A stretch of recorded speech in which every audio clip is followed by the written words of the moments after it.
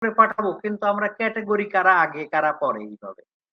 তো অত্যার অগ্রাধিকারের ভিত্তিতে, যেমন ধরেন যারা ক্রিমিনাল রেকর্ড আছে, ক্রিমিনাল রেকর্ডের ভিতরেও ক্যাটেগরি আছে। যারা ড্রাগ ডিলার্স, টেরোরিজম চার্জে যাদের বিরুদ্ধে আছে, যারা সিকিউরিটি রিস্ক, যারা মার্ডার করেছে, চাইল্ড অ্যাবিউজ করেছে, বিভিন্ন ধরনের সেক্সুয়াল অফেন্ডার্স, এই ধরনের একটা ক্যাটেগরি আছে ওদের।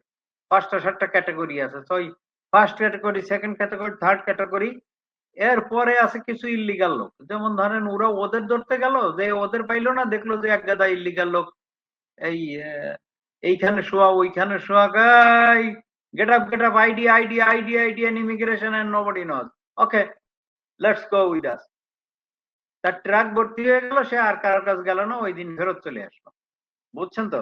এভাবেও কিছু হচ্ছে হবে। তো দেখলো যে এর তো ইল্লিগাল